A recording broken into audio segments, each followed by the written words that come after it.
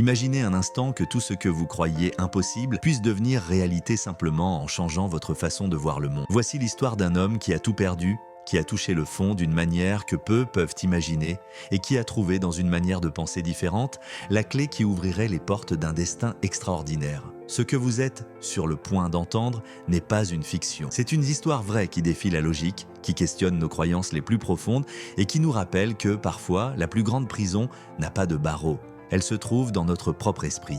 Si vous aimez les histoires qui inspirent et transforment, abonnez-vous dès maintenant à Réveil intérieur pour ne rien manquer. Car aujourd'hui, vous allez découvrir comment une seule pensée peut changer le cours d'une vie entière. Il s'appelait Miguel Ángel Cornejo. Il était né au Mexique, au sein d'une famille humble où les rêves semblaient être un luxe que peu pouvaient se permettre. Je me souviens encore que, lors d'une interview, il a raconté comment, alors qu'il n'était qu'un enfant de 7 ans, il regardait par la fenêtre de sa maison les entrepreneurs passer dans leur voiture, en se demandant si un jour, lui aussi pourrait changer son destin. Très jeune, il a travaillé en vendant des journaux dans les rues poussiéreuses de sa ville, en cirant des chaussures avec ses petites mains crevassées par le soleil, faisant tout ce qui était nécessaire pour que sa famille puisse manger chaque jour. Mais en lui brûlait quelque chose de différent, une flamme inébranlable qui le poussait à rêver de quelque chose de plus grand que les 4 murs de son modeste foyer. Il a étudié tout en travaillant, s'est formé avec une discipline de fer et au fil des années a accompli ce qui semblait impossible, devenir un entrepreneur prospère.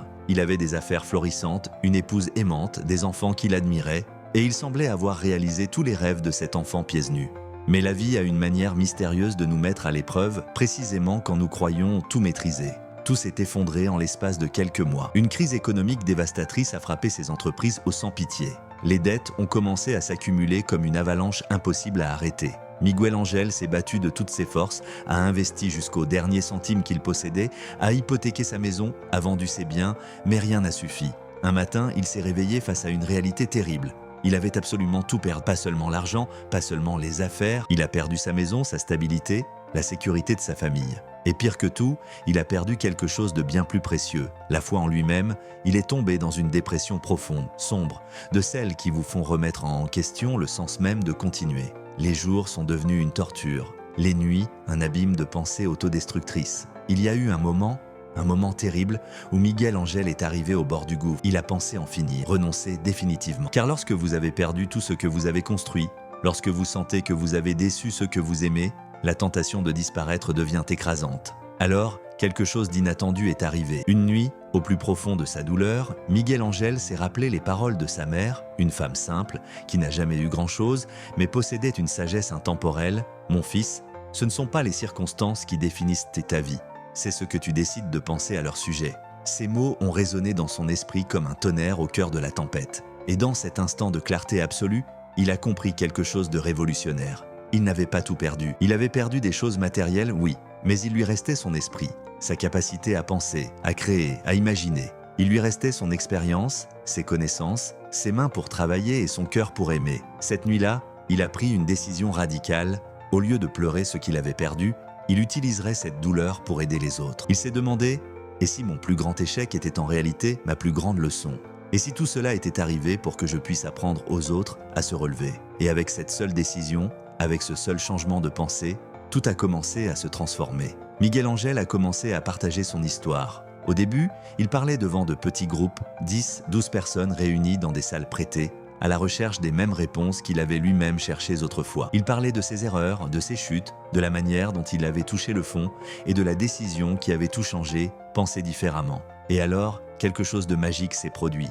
Les gens n'écoutaient pas seulement, ils se transformaient. Après l'une de ses premières conférences, un homme s'est approché de lui, les larmes aux yeux, et lui a confié « J'étais décidé à mettre fin à ma vie ce soir. Tes paroles m'ont sauvé. » Ce moment a tout changé pour Miguel Ángel. C'est à cet instant qu'il a compris que sa douleur avait un sens, car il ne parlait pas depuis la théorie, mais depuis ses cicatrices. Il n'offrait pas de formule magique, mais des vérités simples, parfois douloureuses, mais libératrice. Il enseignait que le véritable échec n'est pas de tomber, mais de choisir de rester à terre. Que la véritable pauvreté n'est pas le manque d'argent, mais le manque de but. Peu à peu, son message a commencé à se propager comme un feu impossible à éteindre. Des petits groupes, il est passé à des salles pleines, des salles à des auditoriums à des stades entiers où des milliers de personnes parcouraient des kilomètres simplement pour l'écouter parler. Avec le temps, Miguel Ángel Cornejo est devenu l'un des conférenciers les plus influents d'Amérique latine. Il a écrit des livres qui se sont vendus à des millions d'exemplaires. Il a reconstruit non seulement sa stabilité financière,